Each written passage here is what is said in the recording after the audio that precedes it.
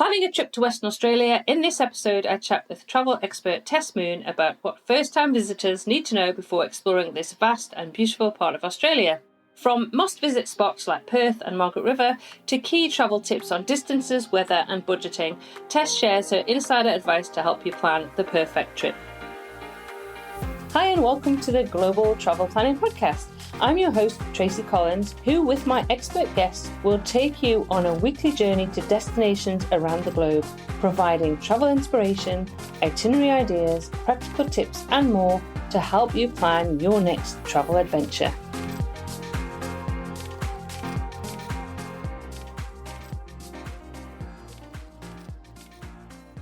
Hi and welcome to episode 46 of the Global Travel Planner Podcast. This week we'll be exploring the beautiful state of Western Australia with guest Tess Moone.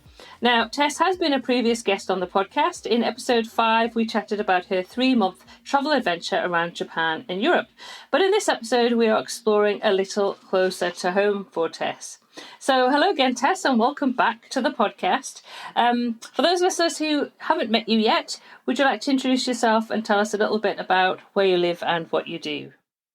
Hey, Tracy. Thanks so much for having me back on. So I'm Tess. I'm born and bred in Perth. I used to be a corporate finance analyst, and my career path naturally then became a travel blogger, as you do. Of course. Yeah. So as a Perth-based travel blogger, I do write a lot about Western Australia, which is what we'll be talking about today. And I'm also blogging a lot about Asia. So Japan is one of my favorite countries in the world outside of Australia. So I write a lot of travel guides on my website about Japan, as well as sharing content on social media. So share the name of your website, please, Tess. Oh, go for it. Of course. So I'm Tess, and I'm Tess somewhere.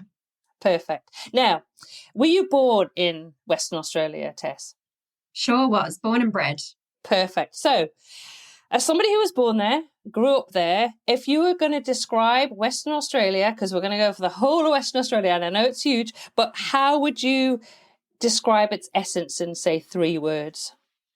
I'm going to steal one word from the Tourism Western Australia tourism campaign because they really nailed it. But my 3 words are otherworldly, diverse, and natural. Perfect. I think that sums it up. I've only been there once, but I loved it, and I will be visiting later on in this year. But now, for those listeners who are not necessarily familiar with Australia, because we have listeners from all over the world, where is Western Australia located? And tell us a little bit about its size and population. So I actually had to do a little bit of research because I didn't have the numbers on the top of my head. But Western Australia, naturally, located on the west coast, we're about a 4-hour flight from Sydney. So on the opposite side of the country from Sydney. The size of Western Australia is 2.6 million kilometres squared, which makes us larger than all of Western Europe and 4 times the size of Texas, to give some context. So I thought that was pretty impressive. And Western Australia is also 1/3 of Australia's total landmass. So in short, it's a very big state. I think one of our best assets is we've got over 20,000 kilometres of beautiful coastline, which I'll talk about quite a bit over our podcast. And what's also interesting is that the whole population is just under 3 million, and 2.3 million of that lives in Perth. So for such a large state, it's very, very densely concentrated in Perth, which is still quite small by global standards, sitting at 2.3 million residents. So that's a great introduction to the geography of Western Australia, and it is immense. I don't think before I moved to Australia, I just didn't understand just how huge actually Australia is in terms of just driving. I live in Queensland, and driving that state kind of blew my mind, but Western Australia is kind of on another level. So if somebody's arriving for the first time and they're thinking, oh, I'm going to Western Australia, I'm really excited, what sort of things do they need to know before they arrive? So I kind of have 3 key things that I think people need to be aware of and that I share with people. So number 1, weather. So being such a large state, the weather varies so wildly. So when Margaret River in the southwest is having its beautiful, delightful summers, up in the very north, up in Broome, it's tropical, it's humid, there's tropical cyclones. So it's like you've got 2 complete different weather systems. So you've really got to make sure you know what time of the year you're traveling and where you want to travel to line up to make sure that you're not traveling at the wrong time of the year. Because trust me, if you're in Broome in January, you're not going to have a really fun time, unfortunately, even though it's the middle of summer for Australia. I will say, though, you can pretty much travel all year round. So Perth apparently gets more than 3,000 hours of sunshine per year. So Perth is really mild, quite a Mediterranean climate. So that's great if you want to travel to Perth. We've also been known as one of the sunniest capitals in the world. So we'll have to fact check that one, but I think it checks out. And then the second tip I'd give is what we kind of spoke about is distances. So I can get in my car and drive all day for 10 or 12 hours and I'm still in Western Australia. So the biggest mistake I really see people make is when they come over here is they just try to cover too much at once. And what that means is they're driving all this way. They might drive 8 hours to Esperance, spend one day in Esperance, and they're in the car for 5 hours to drive to the next place. And it's just too much. That's probably the biggest mistake I see people make, which is just try to fit too much in and you're just covering too much distance in too little a time. So trust me, you'll have a better holiday if you optimize it around those driving times. And then lastly, while I love the Perth CBD, I'd actually say some of the best things to do in Western Australia and Perth are actually outside of the CBD. So if you're coming to Perth, I really recommend taking some day trips. I think it's some of the best things to do around Perth. Having a car isn't strictly necessary if you're just travelling to Perth, but having a car can be quite beneficial, particularly for making those day trips, although there is options for tours.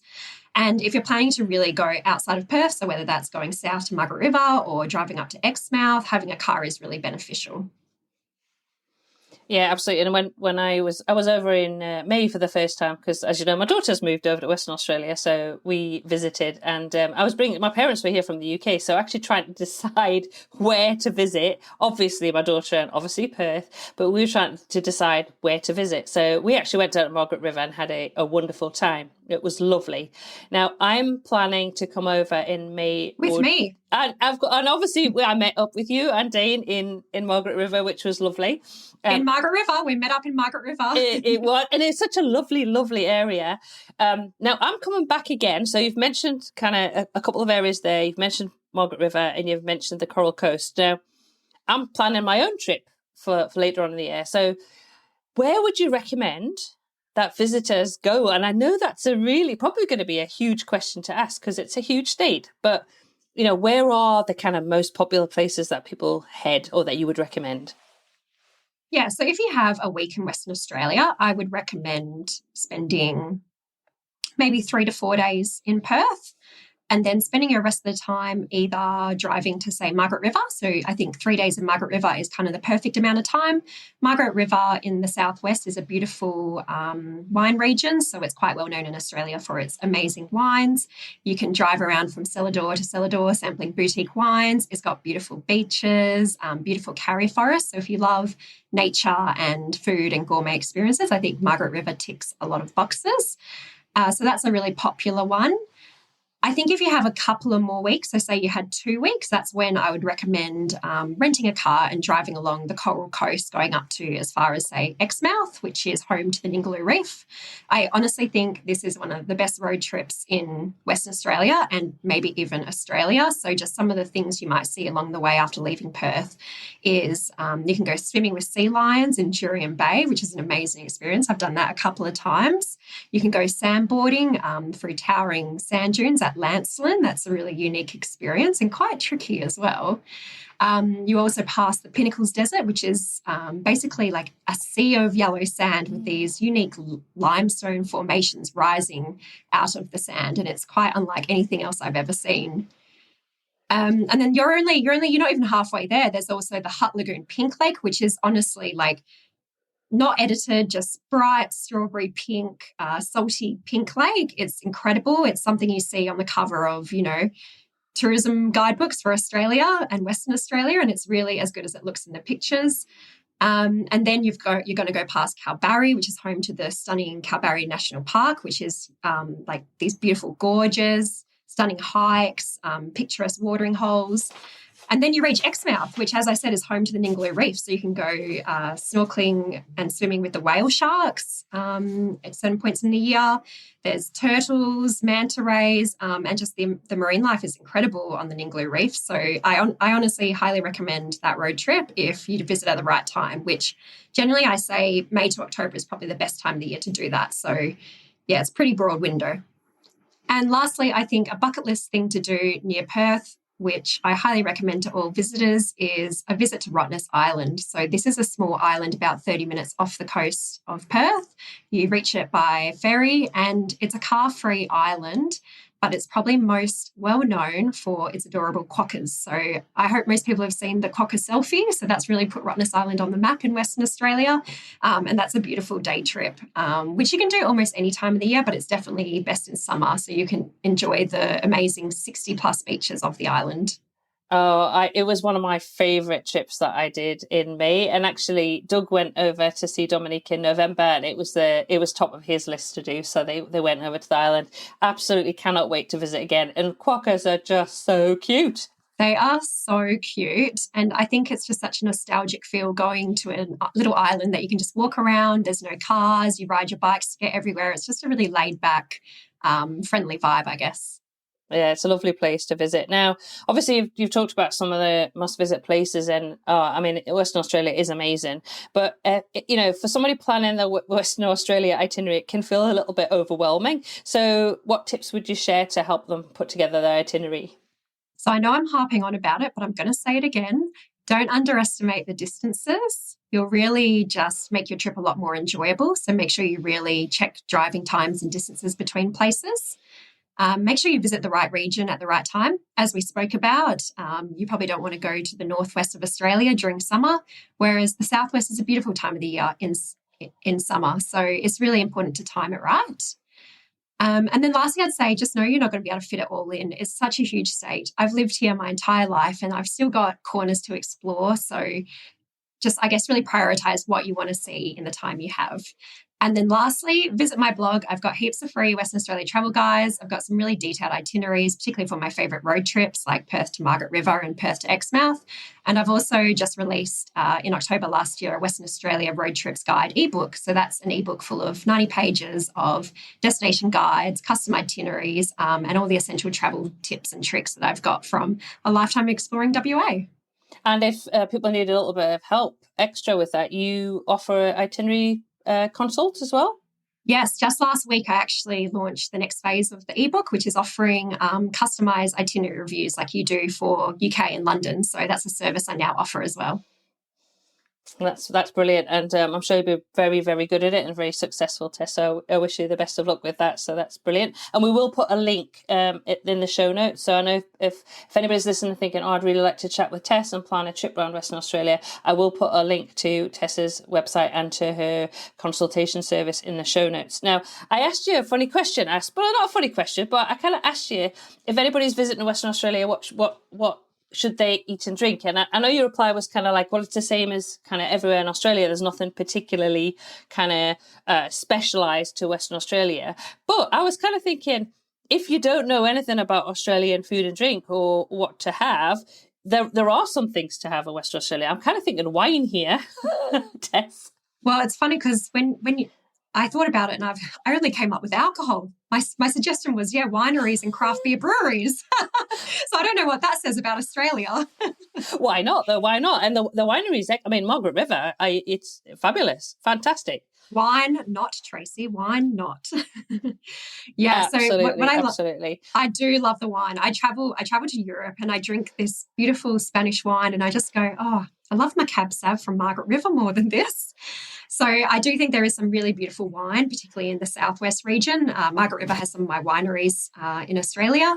But Perth also has a little wine region called the Swan Valley, which you can do as a lovely day trip. So that's a really great way if you can't make it down to Margaret River. You can go just 30 minutes out of the city and there's a little wine region called the Swan Valley. And there's some delightful restaurants, beautiful wineries, quite like boutique cellar doors. So it's a really lovely day trip. Oh yeah, absolutely. Oh, I can't wait to return. And there's some wonderful accommodation options as well. We stayed in a beautiful place in Margaret River. Now it can be pretty pricey. Australia isn't the cheapest destination in the world to travel to, for sure. So if I had it was on a slightly tighter budget, um, what budget friendly tips have you got for saving a bit of money when you're traveling around WA?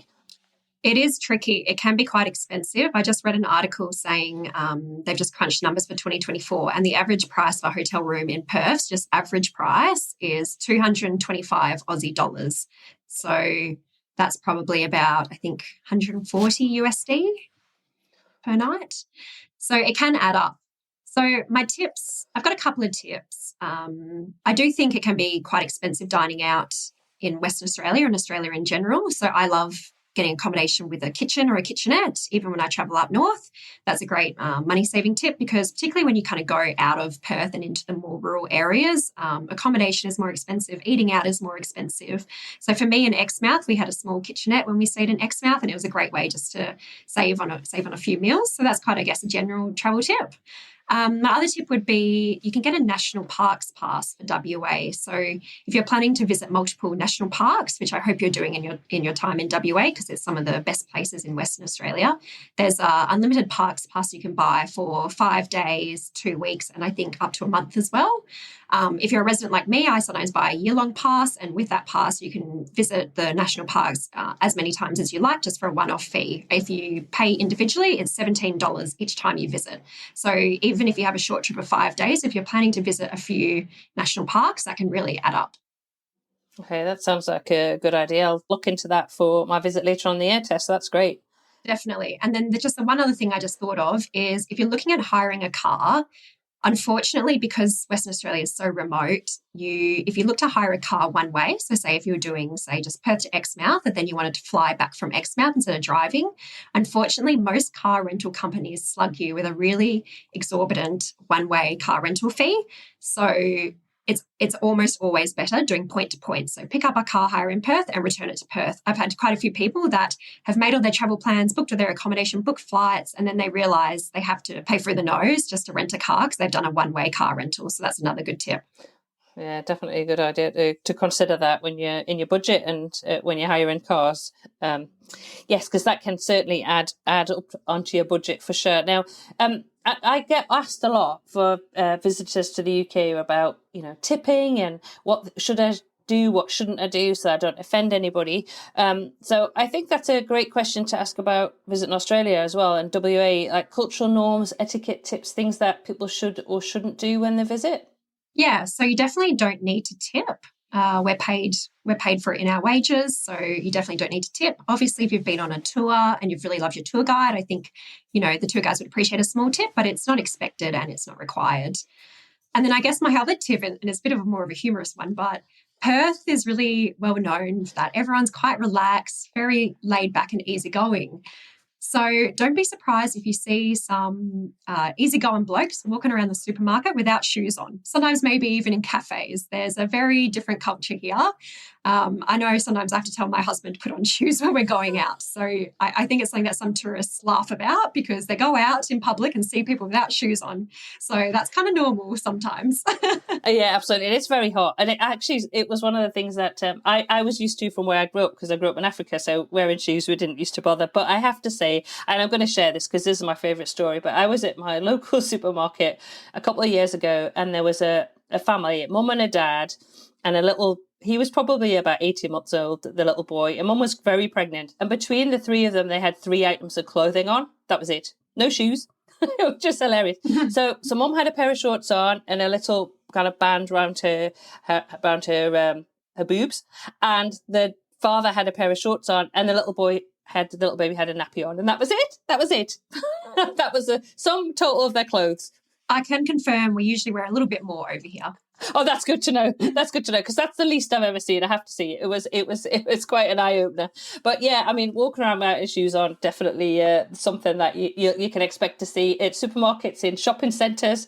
See it all the time, really. So I'm glad to know that's not just Queensland. That's also a WA kind of relaxed living thing. Definitely. I definitely think Western Australia and Queensland are probably the two most similar states.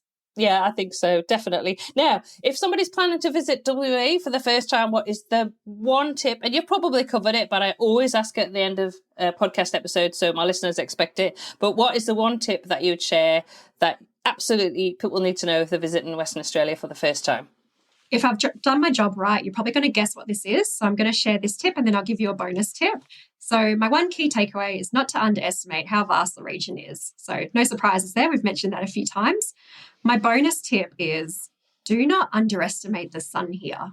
You see, I can tell when someone's just stepped off the plane from the UK because it might be a 25-degree-Celsius day in Perth and a poor Brit's gone to the beach. They haven't put any SPF or sun cream on and they are bright red. The sun here is actually so harsh. You generally do need SPF 50. I've actually got burnt shoulders at the moment because I went for a walk this morning and I forgot to put my sun cream on.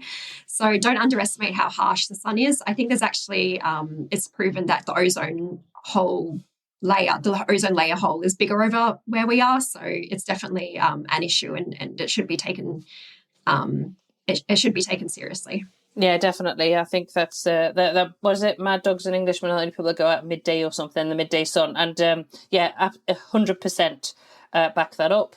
You really need to be very careful of the sun in Australia. It's not a joke. It's very serious, and make sure that you take your sun cream, specifically if you're coming from a destination where it doesn't have as much sunshine as we do in Australia. Yeah, and the good thing is you don't need to bring it with you. Buy it over here. The Australian government subsidises sun cream. It's the cheapest place in the world to buy sun cream, apparently. So you can get it for only a few dollars from the local supermarket. So no need to bring it over with you. Just get it while you're here. Oh, perfect. Right. Thanks so much, Tess, for chatting to us about WA. We're going to talk about Perth in a minute for a further episode, but it was great to chat with you to get the lowdown on Western Australia. Thanks for having me. I love talking about it. So thanks for letting me share my tips with everyone. That's right. Actually, before we go, share again where people can find you, because you also have a very successful Instagram account as well. So share, where can we find you? You can find me on my website and across all mainstream social media as Tess Somewhere. So that's Tess and Somewhere, but there's only 2 S's in the middle, but we'll put the links in the show notes anyway. We will do, definitely. Well, thanks so much, Tess. It's always great to catch up with you and chat. Thanks, Tracy. Thank you for joining us on this episode of the Global Travel Planning Podcast. For more details and links to everything we discussed today, check out the show notes at globaltravelplanning.com. Remember, if you enjoyed the show, please consider leaving us a review on your favourite podcast app, because your feedback helps us reach more travel enthusiasts just like you. Anyway, that leaves me to say, as always, happy global travel planning.